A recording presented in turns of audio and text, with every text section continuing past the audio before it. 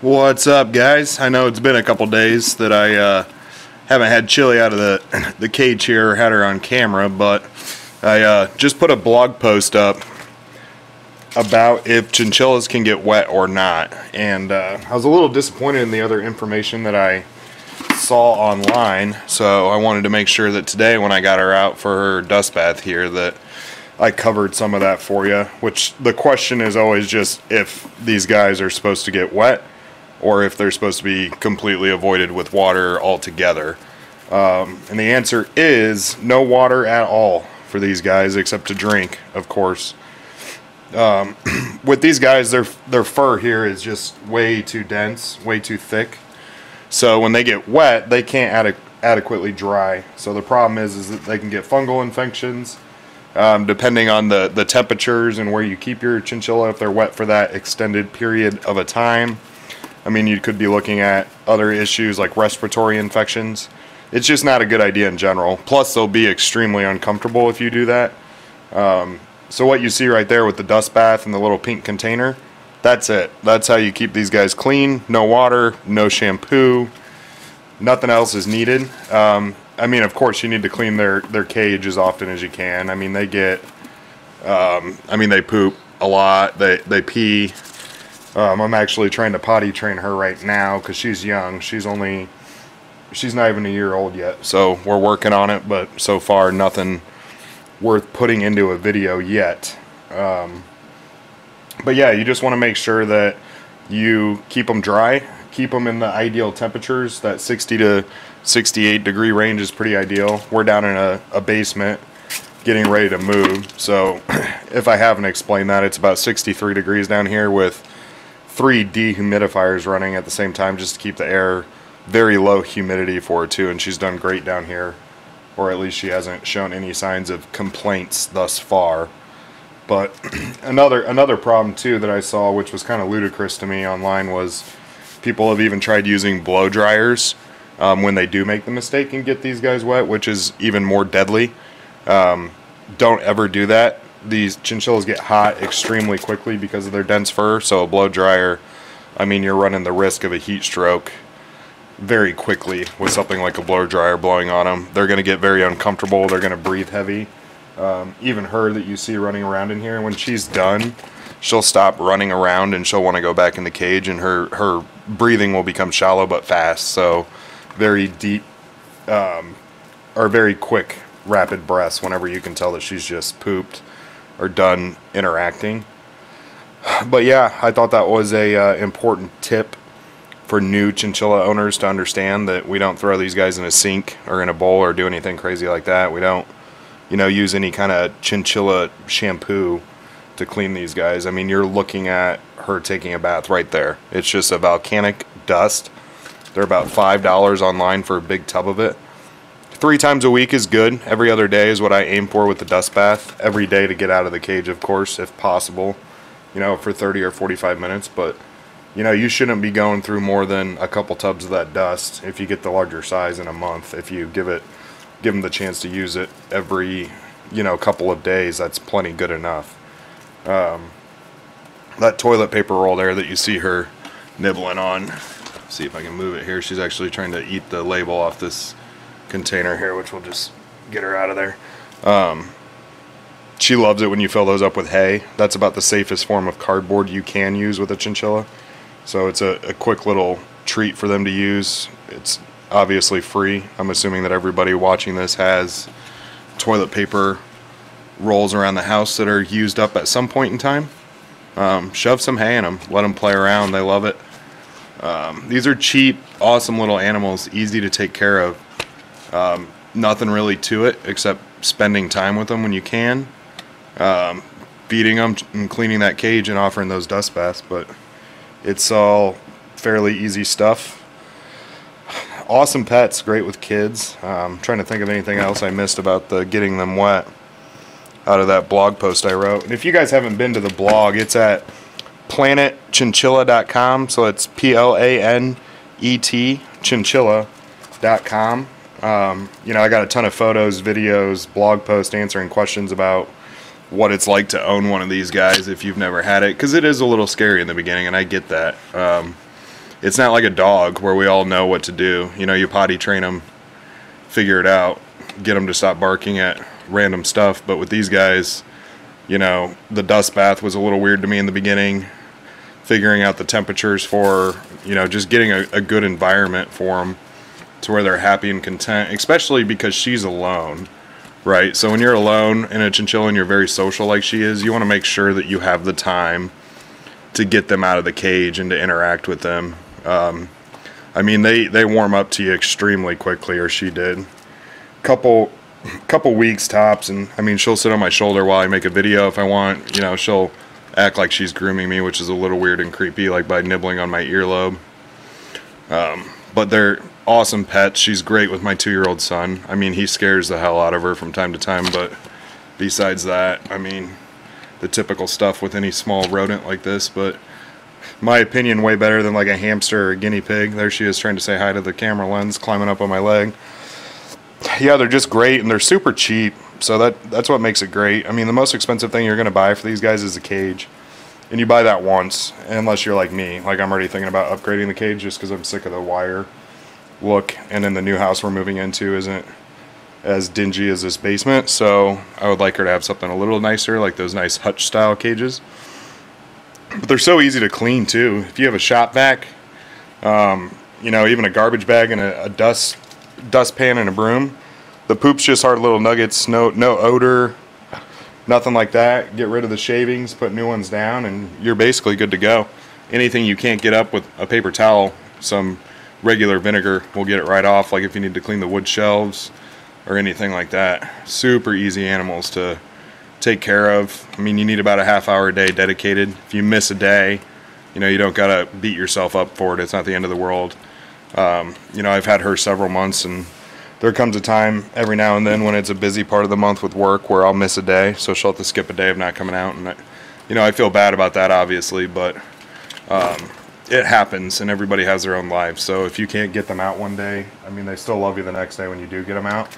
You just don't want to, you know, forget about these guys. They're very social, and I'm not saying anything bad against, you know, hamsters or guinea pigs or any of the other rodents that you can buy, but you know, I can visually tell in her attitude when she's somewhat pissed from not coming out, or when she's ready to come out, she'll get up to the front of her cage, be ready to go. And then if you don't get her out in those times, you know, the next time you come downstairs, she might not even show that same enthusiasm. And you don't want that. I mean, if they're trying to show that they're interested in interacting with you or, you know, playing with you, just get them out and play with them, because, I mean, they have, you know, emotions in that manner, and they can recognize you as their owners. So, you know, spend that time with them. She's in a crazy mood today.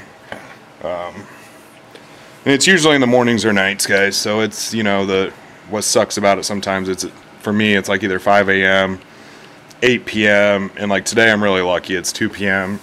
I came down here to check her cage to see if it needed cleaned, and, you know, she was already at the front door. So I was like, well, you haven't taken a dust bath since 2 days ago, let's get you out, make a quick video, and things like that. But yeah, no water, no blow dryers, ideal temperature about 60 to 68, 70 is okay. Dehumidifiers if they're in a room like a basement where it gets humid. Lights, things like the lights on, so I leave 2 lights on that aren't directly around her, and I turn off the light above her so that she can sleep normally, or with that blocked, with the ability to sleep like we do. You know, we don't want a bright light shining on us either in those situations, so I kind of set it up like a night light for her. And sorry if my voice is fading, she was trying to escape on me there for a minute. You got to be careful of that too, especially in a dangerous basement like this. That's why we're in this crazy playpen that I ordered off Amazon, which if you need one of these, buy it. They're awesome. They work perfect for these guys. They can jump, run around, do their thing, and these things are like 70 bucks, but I mean, me, my wife, and my kid can fit in here to interact with her. It doesn't look like it would be that comfortable, but it's a big play area here. So it's about, I don't know, probably 48 inches tall, so about 4 feet. And then you've got, I'd say 72 inches across, so maybe 6 feet or so. I could lay down if I did it long ways in here. But yeah, just find a way. I mean, if you don't, so our situation right now is we just don't have the safe spot. So I could take her up to a bathroom, but my 100-pound yellow lab is upstairs. And he would eat her for breakfast at this point. He's tame. He's kind of like Marley off Marley and Me. So he's a really good dog. We love him, but as far as manners or any kind of brains, he's about as dumb as a box of rocks. I mean, if you don't believe me, I think he actually eats rocks from time to time because he just gets bored when he's outside playing. But regardless, it's not safe. I don't want to raise her anxiety levels. I don't want my dog to be eating my chinchilla. So we stuck with this. You know, in a normal house where you don't have the dangers, like down here we have a sump pump and cords and all kinds of stuff going on. So it's just a bad situation if she was to get loose. So this was the best idea. If you have a bathroom and no other pets, or even a living room where you can shut a door, that's fine. You know, as long as the cords are away from them or you're watching them, perfectly okay for them to run around at that point.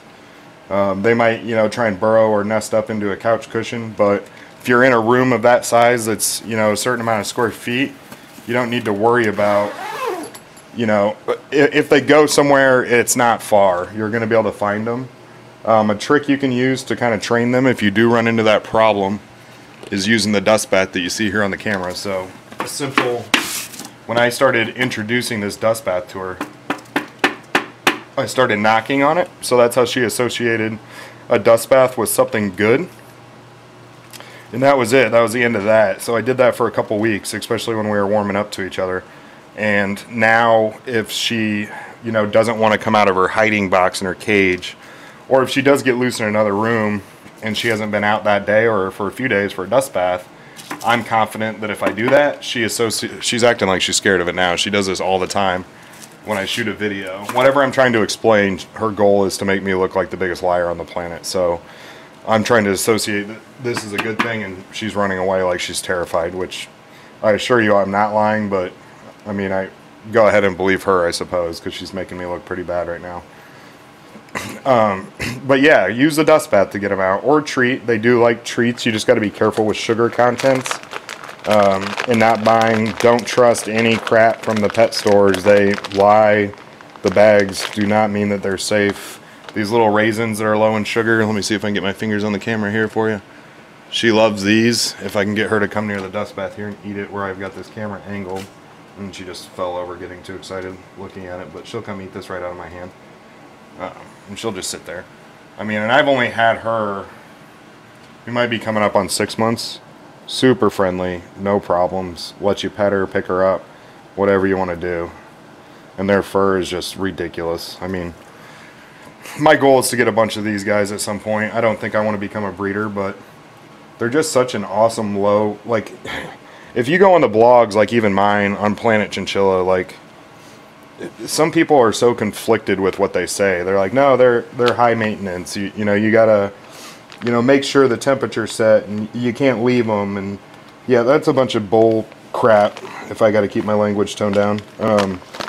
First off, you can leave them for the night, especially if you have precautions set up. So the concern with leaving these guys at night is simple. If your AC or something goes wrong, or if their water bottle clogs, or anything like that, or they hurt themselves on the bottom of a wire cage, you're not here.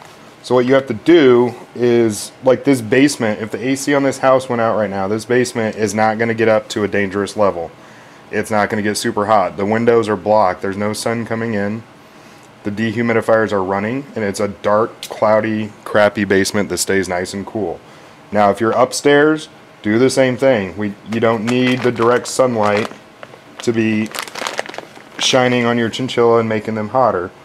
You know, clearly don't leave them alone for 3 days if you live in a house that has an AC that was installed in 1962. That's asking for trouble. But if you take a few precautions, you can leave for the night or the whole day and come back and they'll be just fine. You got to feed them, you got to clean their cage, and you got to get them out like you're watching right now in this video. Besides that, and a budget of about $7 to $10 a month, that's it. As far as kids, they don't bite them, or mine doesn't. Maybe you guys have had different experiences. She's actually trying to get inside my pocket right now. If I can get an angle on her, I'll try and show you, which I can't really get a good angle. my kid can be a complete butt sometimes to her, you know, screaming, yelling, getting excited. She has never nipped at him, bit him, anything. The only thing I notice that she does when he is out and about is she will get irritated fast and want to go back in her cage. So instead of being out with me for 45 to an hour and doing what she's doing right now, she might be done and, you know, exhausted or irritated and just burned out mentally within about 10 minutes if he's around, which is fine. That's how you warm these guys up to each other. No problem, no foul there. I mean, if you're on the fence right now about getting one of these, just get it. Do your research. Read blogs like mine at Planet Chinchilla. They're awesome to have. I don't think you'd regret it. She is a ebony charcoal, I believe is what they call it. About a year old, been awesome, no regrets even with the busy life, just super easy to take care of. So be sure that if you guys are new to the channel to click and subscribe below. Obviously any support right now for this little girl Chili, which is her name if I hadn't said that yet, and our channel here to help, you know, kind of raise awareness about how to take care of these guys would be greatly appreciated. And if you haven't been to the blog, check out the blog. It's planetchinchilla.com. Again, Planet Chinchilla, planet like the earth. So planetchinchilla.com. I mean, just about any question you can think of is on that website with a detailed answer from me, and it's not some research can answer, it's what I've been through owning a chinchilla. So if it's wrong, clearly I'm a bad chinchilla owner, but I strive to obviously make you all ethically take care of these guys because they're awesome pets. So if you have questions, go to planetchinchilla.com. You can even click on the About Me if you want to contact me with any other questions about, you know, what it's like to raise these guys or where to buy them. You know, feel free to get a hold of me. Whatever, at that point, I'm happy to help. So I appreciate you guys. Click and subscribe below, and we'll see you next time.